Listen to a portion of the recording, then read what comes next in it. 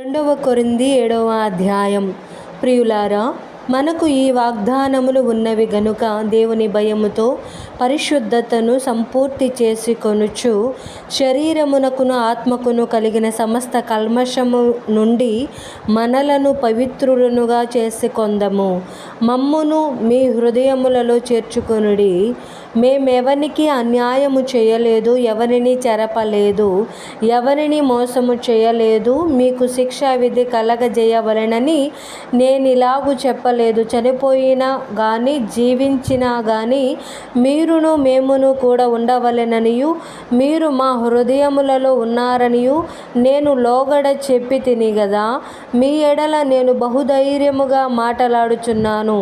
మిమ్మును గూర్చి నాకు చాలా అతిశయము కలదు, ఆదరణతో నిండుకొని ఉన్నాను. మా శ్రమ ఎంతటికి మించిన అత్యధికమైన ఆనందముతో ఉప్పొంగుచున్నాను.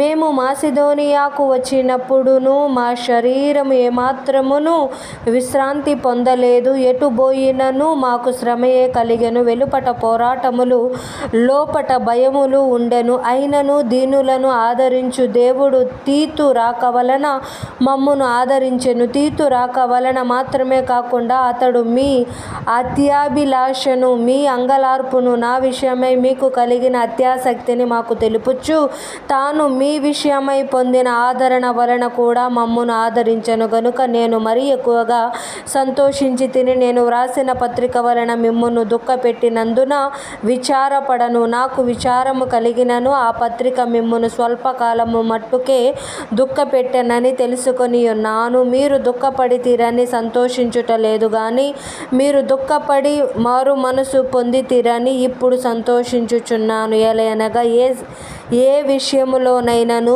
మా వలన మీరు నష్టము పొందకుండుటకై దైవ చిత్తానుసారముగా దుఃఖపడితిరి. దైవ చిత్తానుసారమైన దుఃఖము రక్షణార్థమైన మారు మనసు కలగజేయును. ఈ మారు మనసు దుఃఖమును పుట్టించదు, అయితే లోక సంబంధమైన దుఃఖము మరణమును కలగజేయును. మీరు దేవుని చిత్త ప్రకారము పొందిన ఈ దుఃఖము ఎట్టి జాగ్రత్తను, ఎట్టి దోష నివారణకైన ప్రతి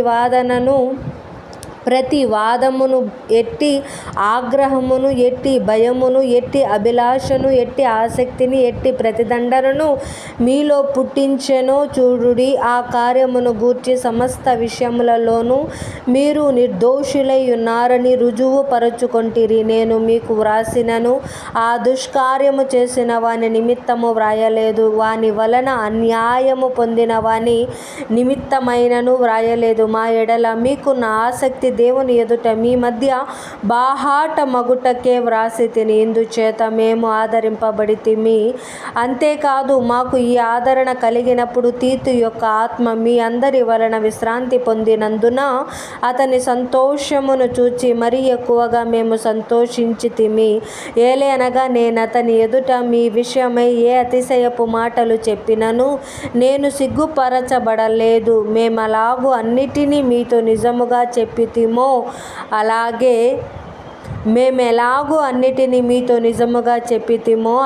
మేము తీతు ఎదుట మీ విషయమై చెప్పిన అతిశయపు మాటలు నిజమని కనబడెను. మరియు మీరు భయముతోనూ వణుకుతోనూ తన్ను చేర్చుకొంటిరని అతడు మీ అందరి విధేయతను జ్ఞాపకము చేసుకొనుచుండగా అతని అంతఃకరణము మరీ ఎక్కువగా మీ ఎడల ఉన్నది. ప్రతి విషయములోనూ మీ వలన నాకు ధైర్యము కలుగుచున్నది గనుక సంతోషించుచున్నాను.